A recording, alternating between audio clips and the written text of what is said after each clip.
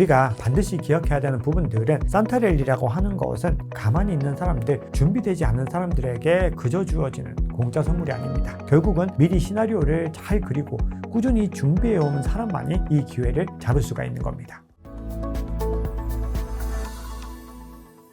네, 크롱님들 반갑습니다. 박정환 작가입니다. 자, 오늘은 토요일입니다. 다들 평안한 주말 보내고 계시죠? 자, 벌써 12월도 초반을 지나서 중순으로 접어들고 있습니다. 올해도 얼마 남지 않았는데 현재 시장의 상황을 보시면서 과연 올해에도 산타랠리가 올 수 있을까? 걱정 반, 기대 반의 마음을 가지고 계실 것 같습니다. 자, 촬영 시점 기준으로 FOMC 미팅이 끝나고 이 금리 발표가 마무리가 됐습니다. 올해의 전체적인 큰 여정이 마무리가 된 상황인데 아직까지 시장은 본격적인 움직임을 나타내진 않고 있고 대략 촬영 시점 기준으로는 가격이 90K대에서 움직이고 있습니다. 자, 그래서 다들 어떤 향방들을 가져가게 될까 고민들을 하고 계실 텐데요. 오늘 컨텐츠에서는 과연 올해 남은 얼마 남지 않은 이 기간 동안에 산타랠리가 가능한 것인지, 그리고 산타의 선물을 받기 위해서 우리는 지금 당장 무엇을 준비해야 되는지, 어떻게 대응 전략을 가지고 가야 되는지 허심탄회하게 한번 나눠보도록 하겠습니다. 자, 먼저 FOMC 미팅부터 한번 살펴보겠습니다. 우리가 과거를 복귀하면서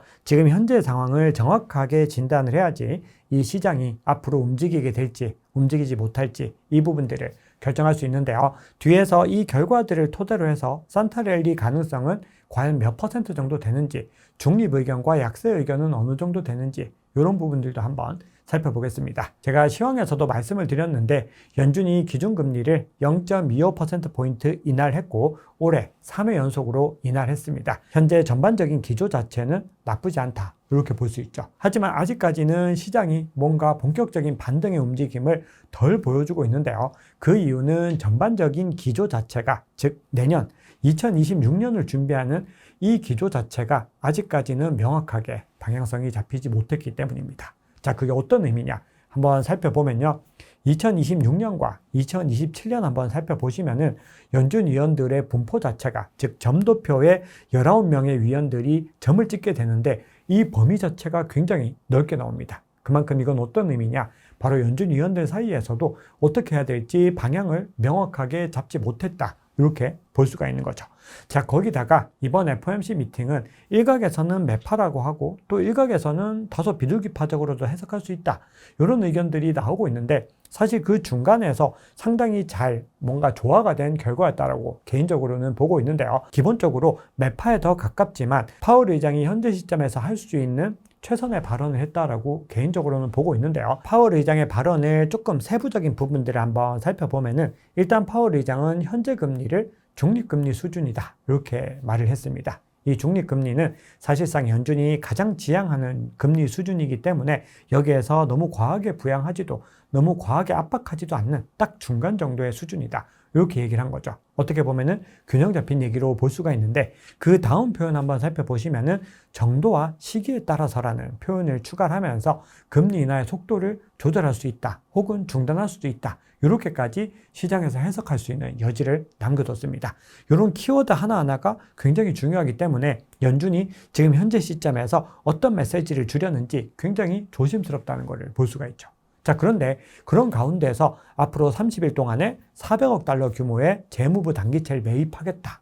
이렇게 얘기를 한 부분들은 결국은 유동성을 공급한다는 의미인데요. 현재 영래포 계좌를 한번 살펴봤을 때 전체적으로 준비금이 바닥에 나가는 것을 볼 수 있고 그런 가운데서 양적 긴축을 중단을 하면서 또 TGA 계좌에서는 계속해서 이 잔고가 줄어들면서 전체적인 양상이 유동성 공급으로 맞춰지고 있다는 겁니다. 그러면은 정책적인 방향성과 유동성의 흐름들을 잘 맞춰 나가려는 의지로 볼 수 있다. 그렇게 해석을 할 수가 있는 거겠죠. 그러면 FOMC 미팅 결과를 바탕으로 해서 그리고 우리가 남은 일정들을 전반적으로 고려했을 때 산타랠리가 가능할 것인가? 이 부분에 대해서 한번 본격적으로 살펴볼 텐데요.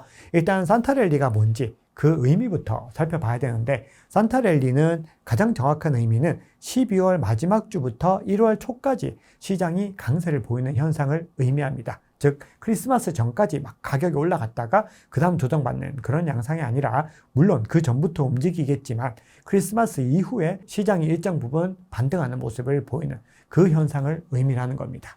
그래서 지금까지 최근 10년을 살펴봤을 때 비트코인의 경우 무려 8번 산타랠리가 나타났습니다. 크리스마스 이후에 상승의 움직임을 가져갔고 크리스마스 이전까지 고려했을 때는 10번 중에 5번 상승세를 보였던 기록이 있습니다.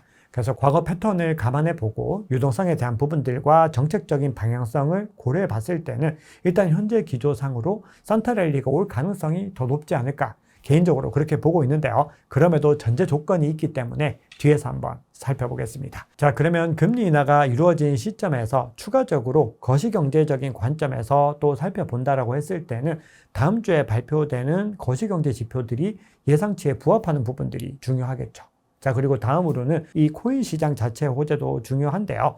이번 주에 열리는 솔라나 브레이크 포인트 2025에서 어떤 기조들의 또 이야기들이 나오는지에 따라서 시장의 움직임들이 일정 부분 달라질 수 있습니다. 우리가 2023년으로 시계를 한번 돌려보면은 솔라나의 브레이크 포인트 2023 이후로 솔라나가 본격적인 랠리를 시작했는데 그런 기조들이 나타날지도 한번 살펴보셔야 되고요. 다음으로는 이더리움의 푸사카 업그레이드가 성공적으로 마무리가 됐는데 이 결과들이 서서히 암호화폐 시장으로 영향을 발휘하게 되는 부분들을 지켜보셔야 됩니다. 그래서 내일 영상에서 한번 살펴볼 텐데요. 이더리움의 차트 패턴 자체가 뭔가 미묘하게 바뀌는 국면들이 있기 때문에 그런 부분들도 감안을 해야 되죠. 즉 거시경제와 더불어서 암호화폐 시장 자체도 호황을 가져가야 된다는 겁니다. 자, 그리고 가장 중요한 부분들로는 ETF를 들 수 있는데요. 현재 시장에서 아직까지는 본격적으로 자본이 유입되지 않았다라는 부분들을 확인하는 첫 번째 시그널은 바로 ETF입니다. ETF의 기관 자금들이 더 가파르게 유입이 돼야 되는데 현재는 하루는 순유입, 하루는 순유출을 반복하면서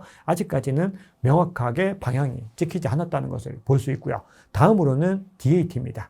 현재 스트래티지가 내년 1월 15일에 MSCI에서 탈락하느냐 마느냐 이 결정이 나오고 있는 가운데 마이클 세일러 CEO가 MSCI에 본인들의 의견을 공식적으로 제출했다. 이렇게 전하고 있기 때문에 MSCI가 DAT 기업 전반을 어떻게 압박하는지 정말로 압박할 것인지 이 부분들을 확인해야 됩니다. 그리고 또 하나 중요한 변수는 다음 주 12월 19일에 예정되어 있는 일본은행의 금리 결정을 들 수 있습니다. 현재 일본의 10년물 국채 금리가 경매가 성공적으로 이루어졌고 이 채권의 매도세는 일정 부분 일단락이 됐습니다. 그래서 진정세가 나타나고 있다. 이렇게 의견들이 나오고 있는데 그럼에도 이 기점이 가까워지면은 또 흔들릴 수 있기 때문에 우리는 FOMC 미팅이 정말 중요한 이벤트로서 잘 마무리했지만 다음 주까지 계속해서 고려해서 보셔야 됩니다. 그래서 제가 진행하고 있는 라이브 스터디에서는 앞으로의 2주가 격전의 구간이다. 이렇게 말씀을 드렸고 이 구간들을 잘 소화를 해야지 산타랠리 가능성이 높아진다. 이렇게 볼 수가 있는 거죠. 자, 그러면 우리 크롱님들이 가장 궁금해하실 부분입니다. 과연 산타랠리가 올 수 있을까? 이 부분들을 한번 살펴보고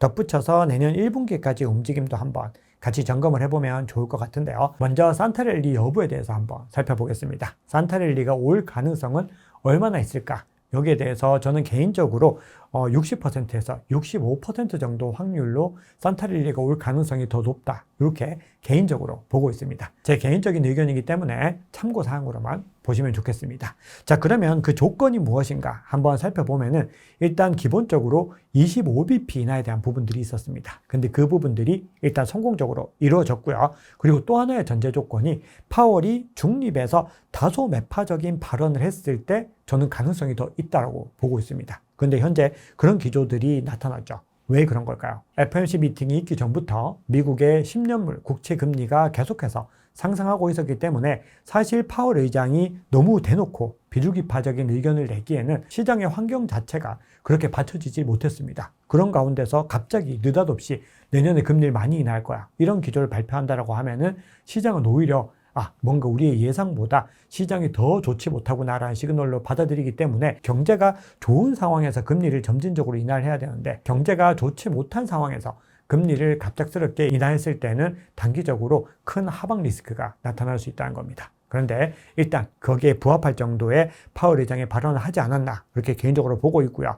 그러면서 2026년을 봤을 때 일단 유동성 공급에 대한 부분들을 언급을 했고 실질적으로 TGA 계좌에서 계속해서 잔고도 줄어들면서 전체적인 이 시장의 기조 자체가 유동성 장세에 더 가깝게 다가가고 있습니다. 거기다가 파월 의장은 고용을 물가보다 더 주목하고 있다는 것들을 강조를 했기 때문에 일단 산타랠리 가능성이 높다. 하지만 하나의 전제 조건이 남은 부분들은 다음 주에 발표되는 고용 지표들, 물가 지표 정말 대거 발표가 되는데 그 지표 결과들을 잘 소화해야 된다는 전제 조건은 있습니다. 하지만 현재 기조상으로는 일단은 가능성이 높다 이렇게 보고 있고요. 그러면은 우리가 산타랠리 가능성이 높다라고 봤을 때는 여전히 솔라나와 이더리움 같은 메이저 코인들을 꾸준히 축적해 나가는 전략들이 중요하다 생각을 합니다. 자, 그러면 두 번째로 확률이 높은 시나리오는 무엇일까요? 바로 중립장, 그냥 박스권 횡보를 할 가능성이 있습니다. 이 시나리오의 조건은 금리 인하는 하지만 매파적인 가이던스가 상대적으로 더 강할 때 그런 움직임들이 포착될 수 있는데, 일단 시장에서는 이 매파적인 움직임이라고 해석하긴 하지만 파월 의장의 발언을 강하게 매파적으로 보진 않고 있기 때문에 일단은 산타랠리 가능성보다는 조금 더 낮게 보는 것이 맞겠죠. 자, 그리고 마지막으로 약세장이 올 가능성, 즉 산타랠리와 반대로 연말에 가격이 크게 하락할 가능성은 개인적으로는 한 10%에서 15% 정도 보고 있는데요. 이렇게 되는 조건은 사실은 금리가 동결되거나 그리고 내년 전망을 얘기할 때 추가 인하는 어렵다라는 더 강한 매파적인 발언을 해야 됩니다. 그리고 또 다음 주에 발표될 CPI에서 물가가 더 높아지는 움직임이 나온다라고 했을 때 우리는 굉장히 조심스럽게 시장을 바라봐야겠죠. 그럼 우리는 이때는 어떻게 대응을 해야 될까요? 어느 구간까지 하방이 달하는지를 살펴보면서 바이 더 딥 구간에서 계속해서 모아나가는 전략들이 더 유효하다고 생각을 합니다. 자, 시장에서는 여전히 크립토 윈터에 대한 두려움들이 많이 나오고 있는데요. 최근에 JP 모건도 보고서를 통해서 아직 크립토 윈터 구간이 아닌 것 같다 이렇게 얘기를 하고 있고, 그리고 메이저 8가지 정도의 기관의 보고서를 종합적으로 가장 최신 보고서 기준으로 대부분의 기관들은 아직까지 크립토 윈터 구간이 도래하지 않았다라는 쪽에 더 많은 무게감을 싣고 있었습니다. 그러면 우리는 지금 기점으로 해서 어떻게 전략적인 관점을 가져가야 될까요? 산타랠리 확률에 대한 부분들은 큰 기조에서 참고사항으로 활용을 하셔야 되고, 결국은 중요한 것은 예측이 아니라 대응이다 이렇게 말씀을 드렸습니다. 그럼 우리는 지금 시점부터 다음 주에 발표되는 중요한 지표들을 꾸준히 소화하시면서 이 결과에 따라서 대응 전략을 가져가셔야 되는 거죠. 만약에 산타랠리가 아닌 약세장이 온다고 했을 때는 바이 더 딥 전략으로서 대응을 하셔야 되고요. 만약에 산타랠리가 와서 중요한 구간을 상방 돌파한다고 했을 때는 지지를 확인하고 그 구간에서부터 더 공격적인 스탠스를 가져갈 수 있다 이렇게 볼 수 있습니다. 자, 그런데 마지막으로 그럼에도 하나만 더 조심해야 되는 부분들은 내년 1월 15일에 있을 스트래티지의 MSCI 탈락 여부에 대한 부분들도 반드시 주목하셔야 됩니다. 그럼 우리는 내년 1월까지의 기점을 가지고서 긴 호흡에서 전략적인 관점을 가져가셔야 되고, 그 사이에서 저가 매수와 돌파 매수, 그리고 판단이 어려우실 때는 정액 분할 매수, DCA 전략까지도 가져가시면서 물량을 유의미하게 축적하는 것이 가장 좋은 전략이라고 생각을 합니다. 네, 그렇기 때문에 현재 시점까지는 여전히 우량한 알트코인 위주로 가져가셔야 되고요.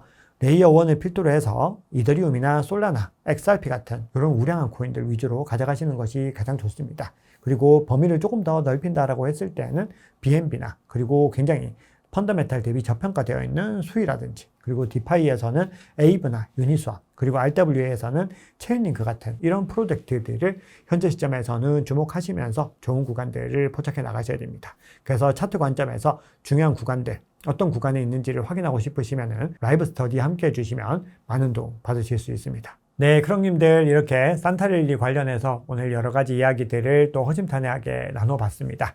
자, 그런데 우리가 반드시 기억해야 되는 부분들은 산타랠리라고 하는 것은 가만히 있는 사람들, 준비되지 않은 사람들에게 그저 주어지는 공짜 선물이 아닙니다. 결국은 미리 시나리오를 잘 그리고 꾸준히 준비해오는 사람만이 이 기회를 잡을 수가 있는 겁니다. 그리고 이 상황들을 너무 완벽하게 예측하려고 애쓰실 필요도 없습니다. 필요한 것은 늘 강조드리듯이 대응입니다. 이번 주에 시장이 더 일시적으로 출렁일 수 있고 다음 주까지도 계속해서 출렁이는 움직임이 이어질 수 있지만, 그럼에도 우리는 이 출렁임이 어디에서부터 어디까지 이어질 수 있는지에 대한 그 대응 전략들, 그 가이던스를 명확하게 가지고 있습니다. 그동안에 그 부분들을 계속해서 강조드려 왔던 거죠. 그렇기 때문에 한 번의 매매에서 모든 것을 결정하기보다는 이 시장의 파동을 계속해서 이용하면서 원칙을 지키면서 차분하게 대응 전략을 가져가셔야 됩니다. 자, 이번 연말에도 산타의 선물이 우리 크롱님들께 있기를 기원하면서 오늘 영상을 마무리하겠습니다. 늘 우리 크롱님들의 행복한 투자, 성공 투자를 응원합니다. 지금까지 박 작가였습니다. 감사합니다.